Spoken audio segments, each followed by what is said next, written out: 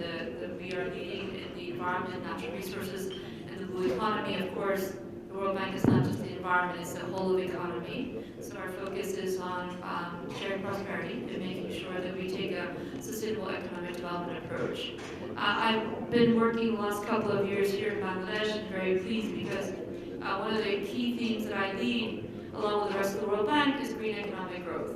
And it is actually a 2041 vision of the country of Bangladesh in the Prosperity Plan to reach green economic growth. So I'm very pleased to be listening to all of you about how the industry sector will be contributing to that. I think they've asked me as a moderator out of desperation, but also I'm going to use this as a platform to put some points of my own. But importantly, we're here to learn about the panels and some insights as they have it. And I'll interject from time to time. Thank you. So let's go with our panelist, Mr. Razeeb Haider, the director of BTMA. I'm going to go in the order they've given me. If you could just quickly say who you are, just very quickly, your function. And the key question that we'd like to ask you is, given the presentations that you heard today, does the Bangladesh government, or Bangladesh itself, does it have adequate expertise at the moment and the infrastructure to do what we're trying to do in terms of circularity? Thank you very much. Unfortunately, I missed the first part of the presentation, and actually I am Engineer Razeeb Haider. I am Director of Bangladesh Textile Mills Association and the Managing Director of Outpace and RS Training Mills Limited. Actually, we are representing the backward linkage industries for RMG in Bangladesh. BTMA is one of the investment-wise is the largest business association of Bangladesh, and we are mainly producing the yarn, fabric for the local industries and as well as for the ready-made garment, export-oriented ready-made garment industries. So unfortunately, my president was supposed to be here, and he missed the event, and I am actually being selected by him to be here today. It is very fascinating for us to know regarding the facts and figures that I have observed in the presentations. But while observing the facts, there are some questions that come up in my mind. That's just I want to share right now with you in aspect of your questions. For a value chain, I'm a spinner. So whenever it comes to a spinner, this is the first step of the RMG value chain. We're making the yarn from the fiber. So the target that is been set by the brands in 2030. So are you actually ready for that? Are actually we devising our strategies and policies in aspect of that? I don't think so. So this is an ambitious target. Target should be ambitious. But while you're setting the target, you should also keep in mind whether your existing policies, infrastructures can cope with that in long run. So there's two things here I need to mention. One is the policy support, another is the infrastructural support in terms of machineries, capital machineries, and third one is the know-how. So at present, our policy support, suppose if I go to a bank to set up a recycle factories in Bangladesh, the first questions will come up with my bank that what is the impact of this investment for you? Because this investment will not take any impact on my overall turnover.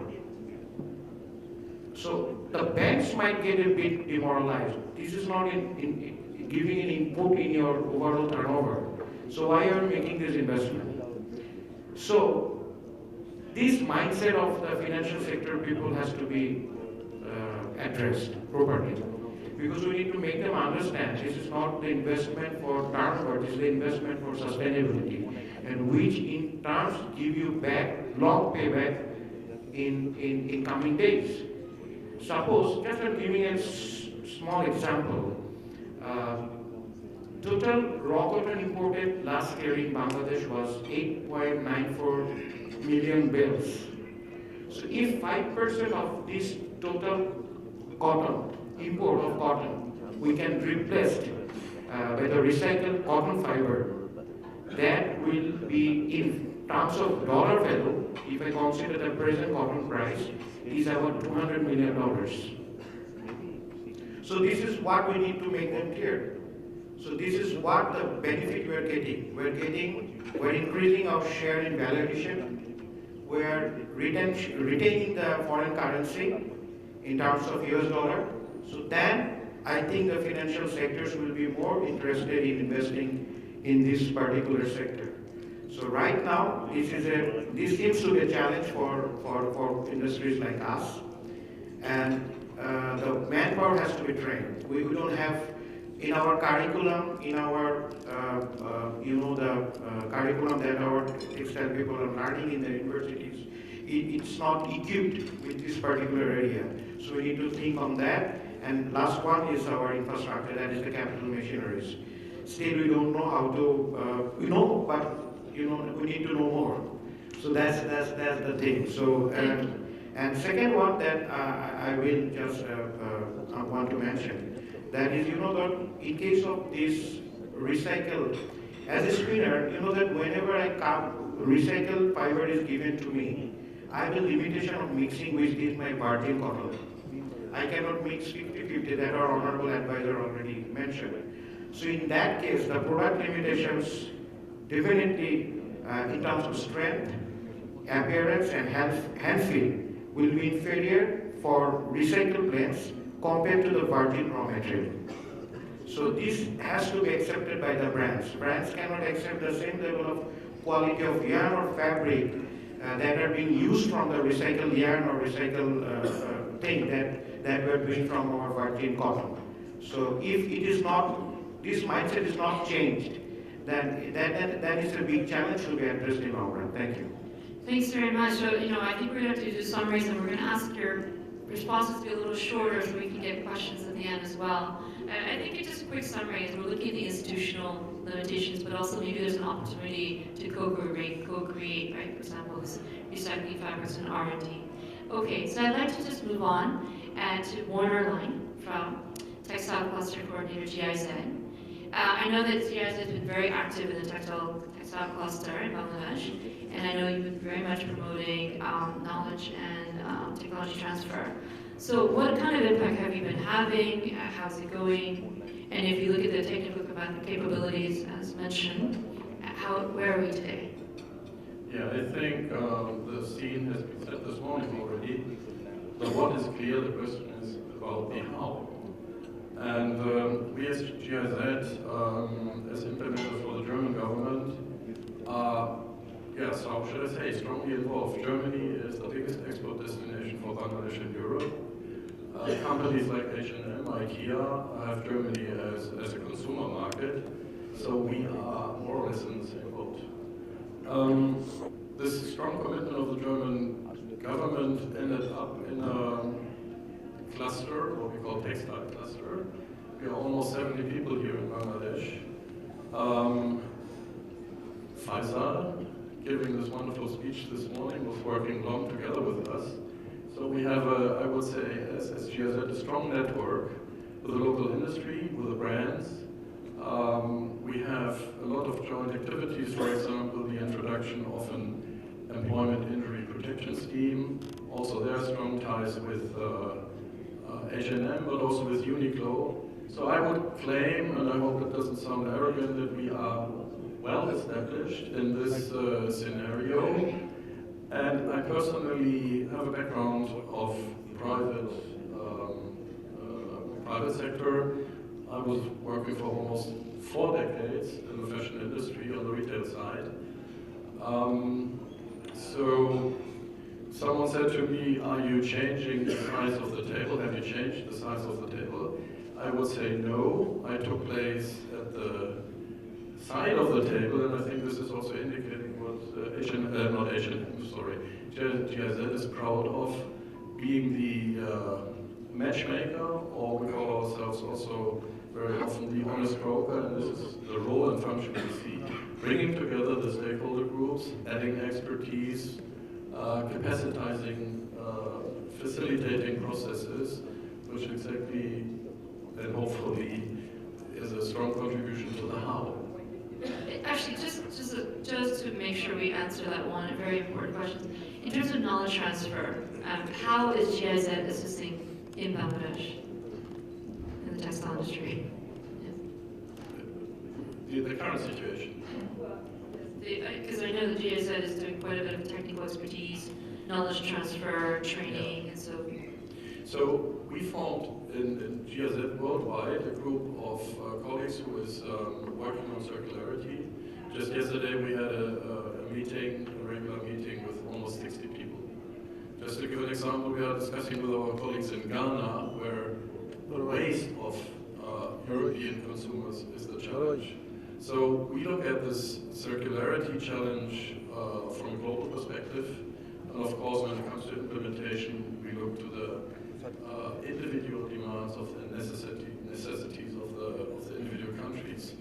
I think what is very important is to look at the value chain no longer as a chain. It's a circle.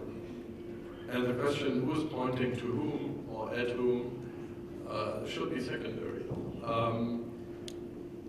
If we internalize the cost of manufacturing garments to this circle, we have to think completely new. And I think this is what the Swedish ambassador raised already this morning. The last 50 billion or the next 50 billion will completely look differently.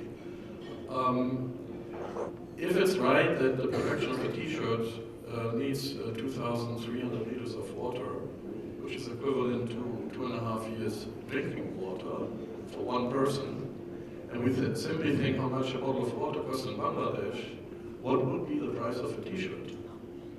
I think we have to think differently and discussing whether buyers are paying enough or not. I mean, that's a normal question. In every market, offer and demand are controlling prices, but internalizing the real cost of consumption, I think this is the biggest challenge.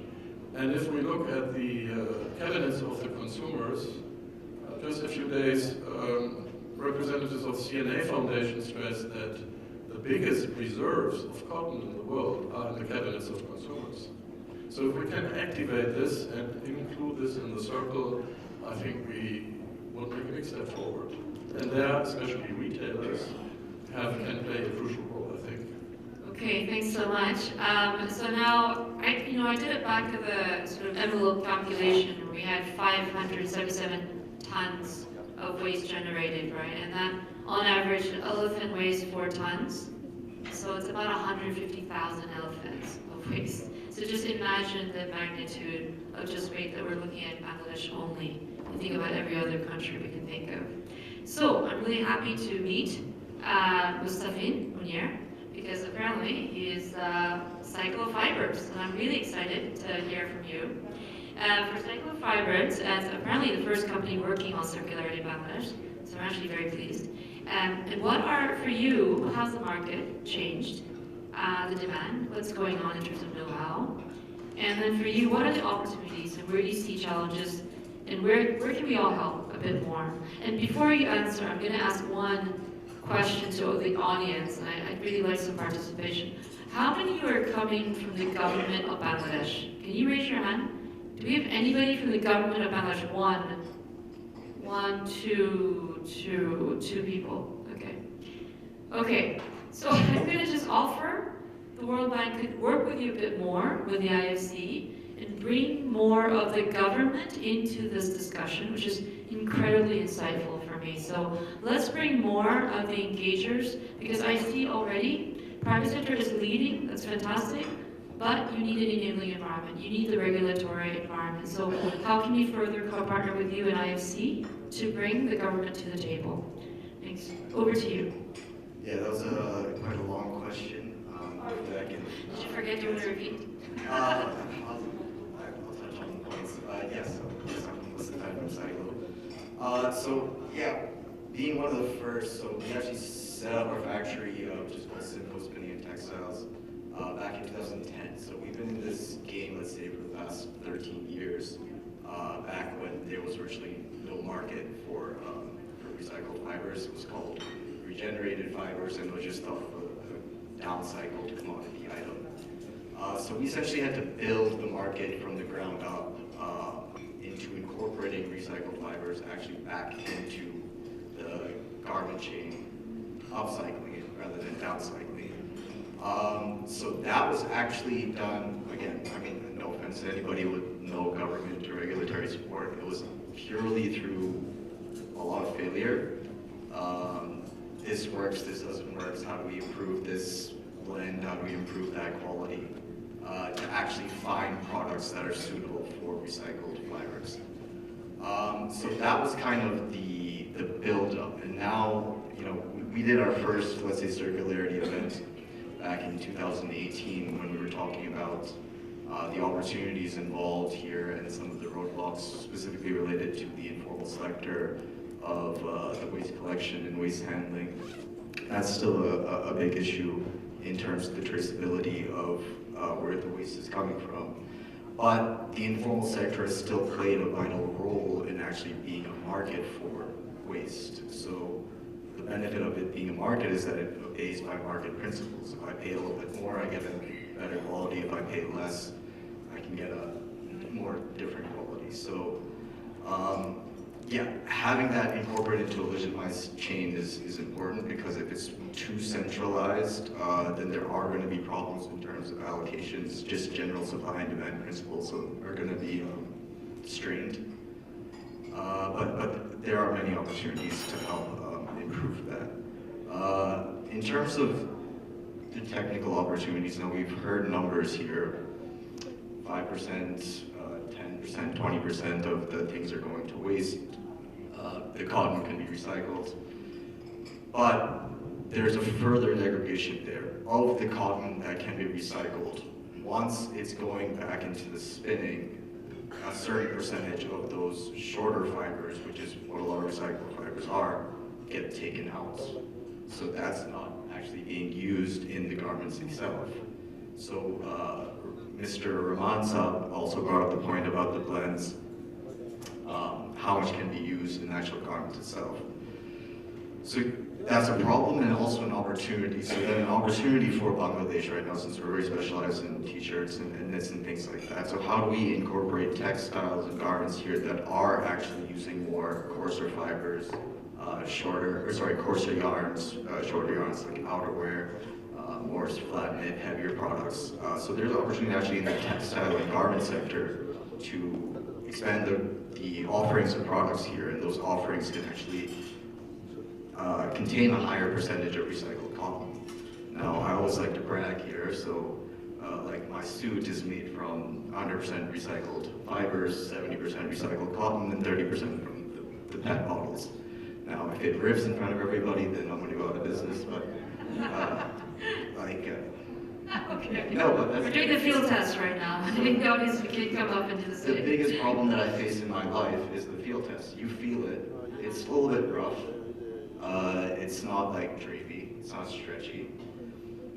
But I can wear it because I'm programmed in a different way. You can't expect the entire consumer public to be programmed in the way that I am in terms of buying and let's say shopping for circularity and shopping for sustainability all incorporated. So there's a disconnect between my mind and the consumer also. So I don't know if that was any part of your question, but No, that's very helpful. And you know, it sort of connects back to what Werner was saying, because when we look at awareness, right? The question is, are you willing to pay more? Are you going to shop for circularity? And we are in a position in Bangladesh, and we work very closely with the Ministry of Environment and Ministry of Industries and others. We're at a point where mass education, getting the public to accept better quality or environmentally well-made, is starting to becoming a value. And we are seeing more and more of that value starting to move forward in Bangladesh as well. And I do want to make a little positive note that the Bangladesh has, we're working very closely with Bangladesh Ministry of Environment to do EPRs, and so EPR guidelines. And this is an incredible opportunity to apply the EPR for textile recycling and the various regulatory and collection and some of these enabling environments that you're actually looking for help. Regulations is on its way, and there's an opportunity to be part of that dialogue. Yeah. So coming back to your point on the consumption, I think awareness, building brand for a circularity is quite a good one, and I think that's a good opportunity for H&M to come in, because you're a very big proponent of sustainability, climate change and been very active. And then I make sure to do justice to people who gave me the question, make sure you get the question. Okay, H&M has your own vision, I know that already, and so the question is, when you promote circularity within your value chain, how does that work? And for Bangladesh, what is the opportunity? Can Bangladesh be the hub of circularity for H&M? Thanks. Thank you. A very big question. Circularity. Here we are not talking circularity as a whole when we are talking about circularity, because circularity is circular products, circular supply chain, and circular materials. And all these three chains are completely different. When we talk about circular products, as you rightly asked, what are we doing towards it? As Faisal mentioned before, that we have been working with a lot of initiatives to make sure that our garments can be reused. Repair is just one of the ways that we are making sure that our garments are long lasting, but resell is something that we are really looking at. And secondly, when we are talking about circular supply chains, we also know that our garments are coming back. Okay, let's say we do have some garments coming back to our bin.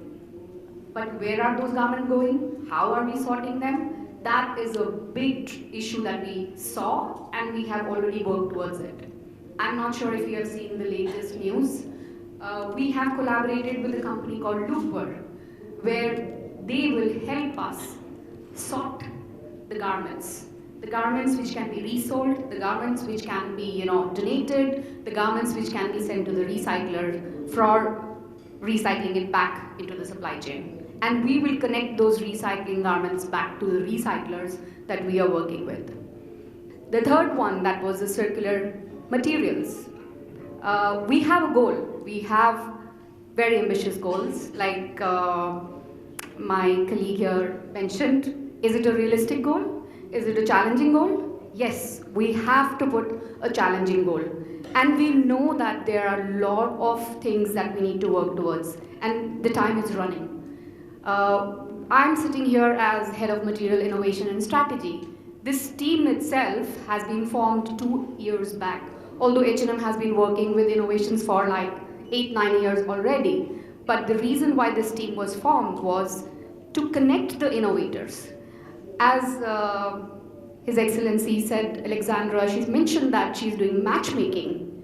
So the how part of it, the answers are not there written. We have to find those answers. We are working with the innovators, we are investing in them, we are collaborating with them to make sure that they are connected with the right supply chain partners in every country. And that is where H&M can play a big role, being a big buyer, being responsible, and having a great responsibility towards the ambitions that we have for the earth that we believe that we need to work towards. So here in Bangladesh, so that was more about global, where we are and under our influence, what we can do. But when we talk about Bangladesh, we see that Bangladesh is a huge opportunity. I'm not going to discuss the same thing that we have been discussing the whole, I think the platform, all of us are aware of what is the opportunity that we are talking about. But the steps that we need to take faster here in Bangladesh are few. So coming to the first one, technology. We know that technology, wherever is available, Bangladesh has been the first one to take it. So let's applaud Bangladesh for taking that, That's not where we are discussing. We are not even there on that platform, because we know that entrepreneurs here look at that opportunity as something that, you can take the business fast forward. The second discussion that I think was raised before was, do we have technologies to take it to the level that we are talking about? And this is where the innovation part comes into play. And this is where entrepreneurs from Bangladesh have to come up to a level where they start connecting with innovators and start testing. And then the question of how and what will come in. The question is, do we have funds? Do we have those innovation technologies proven their things? No. And that is where all the industry stakeholders have to come together. We have plans with GIZ, UNIDO. Now we are talking that how can we get the more funds from different countries. all this funding is available. It's how we come together and use that funding with the innovator to test technology in Bangladesh. And one of our innovators, Imogo, is sitting here. We have been promoting them. They have one machine that they have already sold, and we have been promoting them. We are not invested in their company, but we believe that if these innovators are being promoted, then only we will reach to the numbers that we are talking about. And similarly, we have blends technology. So there was a question that was raised that do we have blend technologies? Yes, they exist. Do we have cotton technologies which are beyond mechanical and auto-mechanical? There are. Chemical recycling is already there in the world. How do we bring that to Bangladesh is a bigger question. And that is where we need to work towards. So this is one technology that we were referring to. The second one, I was very happy to hear that we've already started talking about the informal waste structure. That today the waste is informally going wherever, and we don't know whether it can go to the recycler in a good way or not. And that is where I think we all have to come together, whether it's BTMA, whether it's government, whether it's projects that will help us initiate that. That is the work that we really need to work. And the third one, which is chemical recycling. So chemical recycling is going big, but it's also going big in Europe, where renewable energy is there. It needs energy, it needs land, and it gives a beautiful product, having cotton as the feedstock. The question is, how are we working towards renewable energy in Bangladesh to attract those chemical recyclers also here? And that is a bigger question, because we know that we are working towards sustainability on green energy in Bangladesh, towards various solutions that we are talking about. So these three challenges, but there are answers which are not written by the book, but we can always find those solutions and work towards it and get to that level that we have set for ourselves and the earth. Thank you so much. That's very nice. Thank you very much. And so all four panelists kind of weave together overall centrally where we are sort of taking stock in terms of what's needed. I do want to make, I know that on the moderator side, I can't really talk much, but I'm going to turn it over to all of you very soon. But I do want to make a point here is that much of the discussions, it was really giving me a lot of food for thought, because really what you're requiring is compliances, clearances, checks and balances that is going to allow you to certify. You need roads, you need infrastructure that is going to give you the space and the verification. It's really hard for the private sector to take all the role of verification itself, right? So I think there's an opportunity here. When we have a chance, I'm going to ask the NCCI maybe to invite the World Bank, and we can share with you the policies that we're working that are touching upon on some of these areas, and we could get a lot more help from you with actual voices from the industry and see where the policy that we're working with that Bangladesh is actually moving forward on. It's good to hear from BIDA today, because they're really making this effort in terms of a one-stop shop, but actually in many countries, this kind of problem set is an opportunity for us. I think a lot of people have mentioned jobs, youth, and new technology and new industry. Again, these are the hallmarks of the green transition the UK, the EU is making, and all of Europe, as well the rest of the countries as well. And certainly Bangladesh is making a transition for green growth. So I think there's an opportunity here to talk a little bit about skills and youth. And I did hear some of our participants here talking about the engagement with universities. I don't know if you're aware, but the World Bank is investing with the government. So the government is actually borrowing from the World Bank over $2 billion in education and skills. There's an opportunity to collaborate and see how we can mainstream the kind of skills that you're trying to look for. So we have an opportunity. So I think, how many minutes do we have for the audience Q&A? No minutes? 10 minutes. Oh wow, you guys are lucky. Normally you only get like 1 minute. So okay. So I would ask any audience questions and comments. Okay, so Faisal's one. Anyone two? My question is actually towards BTMA. I mean, we know that you have sent a letter to the Ministry of Commerce, probably, or someone else. So basically, you wanted a ban on the export of textile waste outside Bangladesh. We have already heard from someone from that he doesn't think it's a very good idea. I mean, I'm kind of with him on that I believe that we also need to develop the capacity of recycling in Bangladesh before we put any ban on anything there. But my question to you is that, I mean, while I'm actually appreciating that you put on this demand that shows that there is an appetite within BTMA as an association and its members to do more of the recycling. But I would like to know from you if there is a vision from your side, like you want to achieve, like by next 10 years, 5 years, 3 years, you want to achieve this much recycling happening within BTMA's as member factories or something like that. If that is so, what is it? Thank you very much. Thank you. I am from BTMA University of Fashion and Technology, Dean Textile faculty. I have worked with GIZ last Higher Education Sustainable Textile Network, this project, and I was the coordinator from Bangladesh side. A lot of discussion, lot of things, lot of theoretical product, like we have one book, Sustainability in Textile and RMG, total value chain. But it's a theoretical. But in practical, we have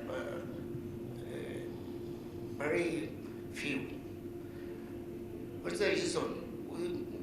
We have participated a lot of discussions, seminar or this type of workshop. But result is like this. Chemical recycling. I have invented new recycling prototype. Is my personal. We can recycle reactive dye 100%. First time is virgin and distilled water. I have tested in chemical engineering department. Can you frame the question? Can you frame the question? Hello? What is your question? Question is, my question is, as a value added, many product we can in Bangladesh. Oh, I see. Yes. Yeah, How but much more value added? yeah, Great question. like this the recycling. Yeah. I have also invented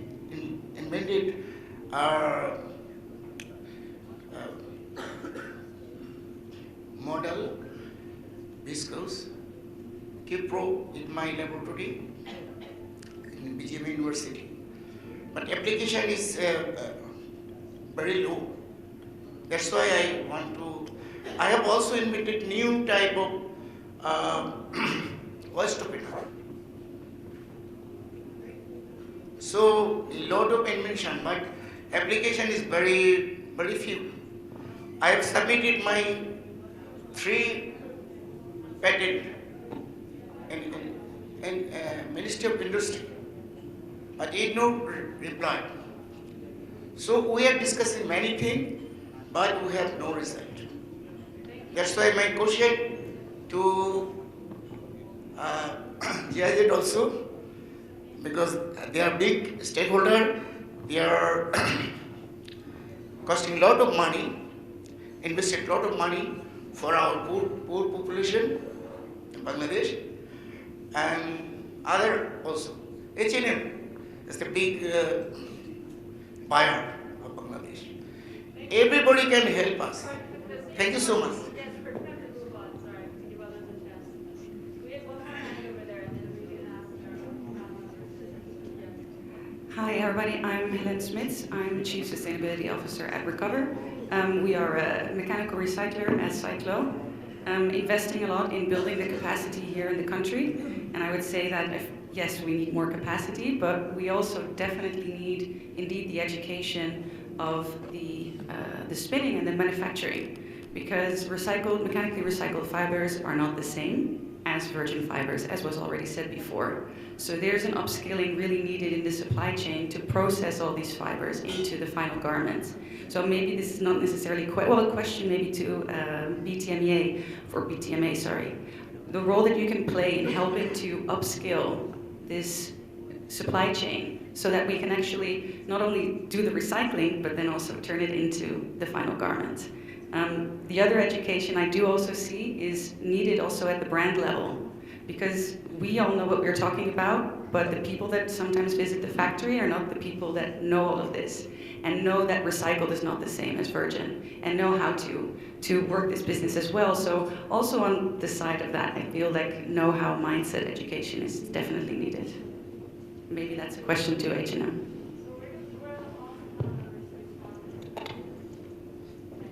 Let me try something.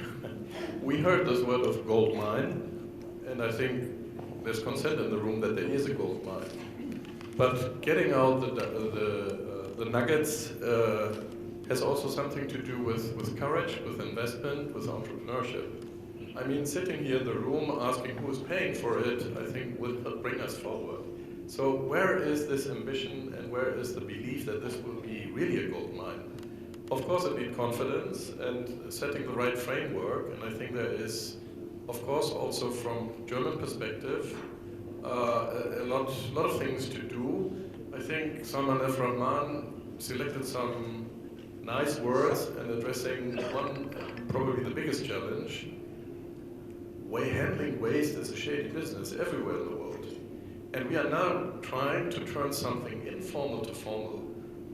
So it needs somehow regulation. Some regulation is seen coming from Europe, but where do we close the loop to the local legislation? And I think this is a part of the business where we as GIZ, since we are quite close to the German government, but also with the partners I already mentioned, where we could and must create some momentum. We have the Team Europe initiative. So I think there are many options to as I said, to generate momentum and address this topic. And I think this is, from my perspective, beyond all these technical challenges, which I'm confident will be solved. But this regulatory thing is that's really a challenge. Because we are touching value, which is outside the value chain. There is value already. But as we all know, informal value.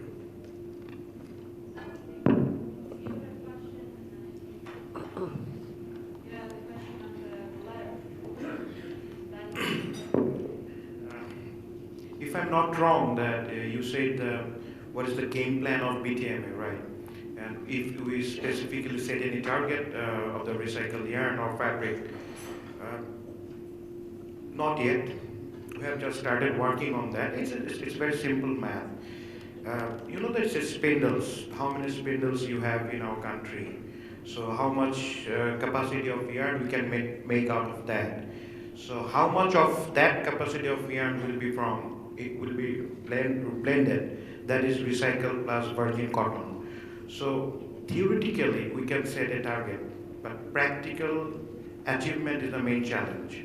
We can sit on the table, we have the number of spindles, so we can work out how much is our capacity right now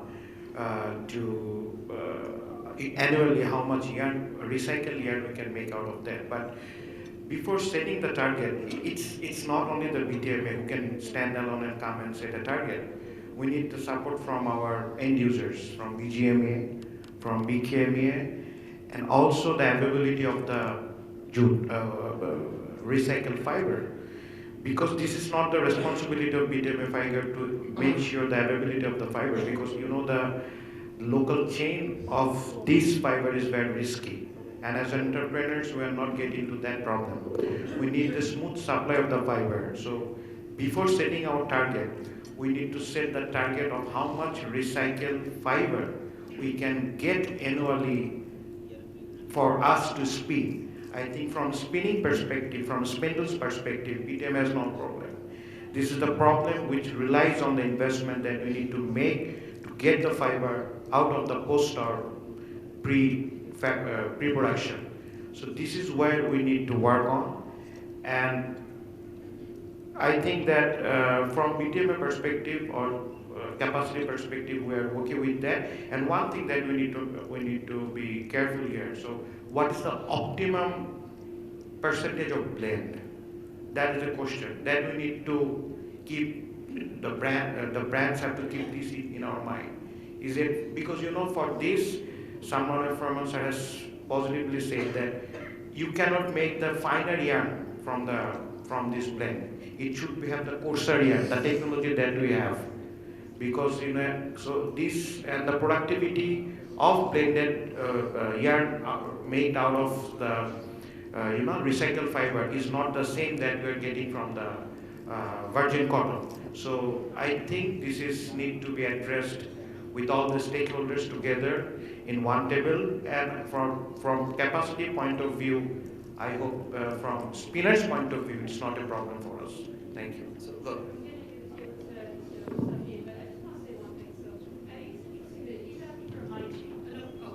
So he's actually saying we need to change the playing field, and you're saying let's keep going on version. So it's really interesting that we need to have an industry shift. Yeah, that's part of the mentality shift that I'm talking about, because it's one thing how to use the existing spinning capacity. So it's different. If you're starting as a spinner and then trying to incorporate recycled fibers, it is more difficult. You play with the blend things. If you're starting as a recycler and then deciding how am I going to get the recycled fiber up into everything else rather than, let's say, top down. This is also part of, I guess, our circularity initiative here, having a brand, a spinner, recycler/spinner, NGO and government authorities. So that collaborative approach is much needed. And when it comes to the availability in the feedstock, it is there. It is there, it's in the informal sector. It's being purchased by people like us, by people like Recover and other spinners, and it's being produced into recycled fibers. Where those fibers are going is the question. And how to optimize the percentage with that is the other thing. So now there are technologies that are being developed that can give you a better fiber length. They're a bit more expensive. So that's when we come into the economics of it, is that technologies and theories, and even what the professor was saying, methodologies, chemical methodologies are there to do the process. The problems arise is the economics with the process once you're trying to get the quality up to a certain standard, because it takes a tremendous amount of energy, water, and different chemicals and things like that to provide it. Or if you were to go to a better recycling mechanical process, it's an energy and a productivity thing. So there are a amalgamation of tools out there, but some of the investments that are required to really scale this up are not in the millions or in the hundreds of millions.